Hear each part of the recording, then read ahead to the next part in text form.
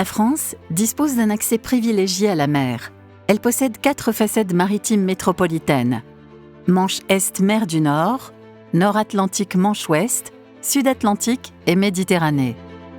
La Commission nationale du débat public, autorité administrative indépendante, a été saisie par l'État pour un travail d'une ampleur inédite. Organiser 4 débats publics en simultané portant sur la planification de l'espace maritime de chacune des façades. Cette planification a vocation à concilier à la fois la poursuite des activités maritimes existantes et le développement de nouvelles, tout en respectant les milieux marins et littoraux qui sont des écosystèmes fragiles. Tous les acteurs et citoyens sont invités à s'exprimer pour débattre des enjeux maritimes d'aujourd'hui et de demain. Le milieu marin et sa biodiversité sont essentiels au maintien d'une planète habitable et en bonne santé. Il est aujourd'hui soumis à de nombreuses pressions liées aux activités humaines. Sa dégradation est aujourd'hui avérée. Il est donc nécessaire de renforcer les efforts, à la fois pour protéger, restaurer et préserver les écosystèmes marins.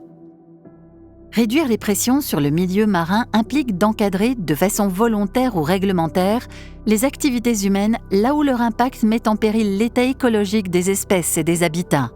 C'est le rôle des aires marines protégées. Certaines activités humaines peuvent être en conséquence supprimées ou limitées, relevant ainsi d'une protection forte.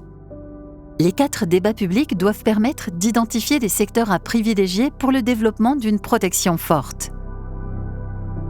La mer et ses rivages sont composés de multiples dimensions qui lui ont permis d'accueillir de nombreuses activités. Parmi les activités maritimes, on trouve notamment la pêche et l'aquaculture, le transport maritime, les câbles sous-marins, la construction navale, le tourisme et la plaisance, et l'éolien en mer. On observe aujourd'hui que ces activités sont de plus en plus denses, ce qui nécessite de repenser leur cohabitation. Cette réflexion sur la planification des espaces maritimes repose sur la construction d'une vision partagée des usages de la mer. Elle vise à concilier la préservation du milieu marin avec la gestion durable des activités maritimes. Ces activités doivent également se développer en tenant compte des enjeux liés au patrimoine culturel et paysager, mais aussi des enjeux forts de souveraineté que sont la défense et la sécurité nationale. Afin de fixer un cadre de référence national aux politiques publiques liées à la mer, une stratégie nationale pour la mer et le littoral a été élaborée puis adoptée pour la première fois en 2017. La seconde est en cours d'adoption.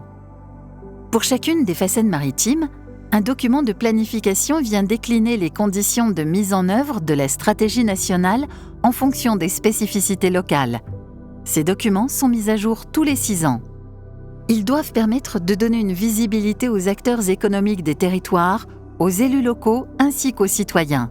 Ils doivent également permettre de prendre en compte le développement ambitieux de l'éolien en mer et d'identifier des espaces propices à celui-ci. L'intégration des contraintes spatiales est l'objet même de la planification maritime et du présent débat. L'éolien en mer est un nouvel entrant dans le monde des usages de la mer et la place des nouveaux projets dans l'espace maritime doit être clairement définie. En ce sens, ces débats publics ont une triple vocation pour la planification de l'éolien en mer. Alimenter les travaux relatifs à la stratégie française pour l'énergie et le climat à l'horizon 2024, permettre d'élaborer une cartographie des zones prioritaires d'implantation d'éoliennes en mer à horizon 10 ans et de développement à horizon 2050, et identifier des zones de raccordement marines et terrestres pour ces zones prioritaires. L'ambition est d'atteindre 18 gigawatts de puissance installée d'ici 2035. Aujourd'hui, en France, les parcs de Saint-Nazaire, de Fécamp et de Saint-Brieuc injectent de l'électricité sur le réseau national. L'éolien en mer est indispensable à l'atteinte des objectifs énergétiques que la France s'est fixés, ainsi qu'à la sécurisation de son approvisionnement en électricité. Ces 4 débats publics, avec l'ensemble des acteurs, sont à la hauteur des ambitions portées par l'État en termes de protection de la biodiversité, de neutralité carbone, de développement durable des activités maritimes.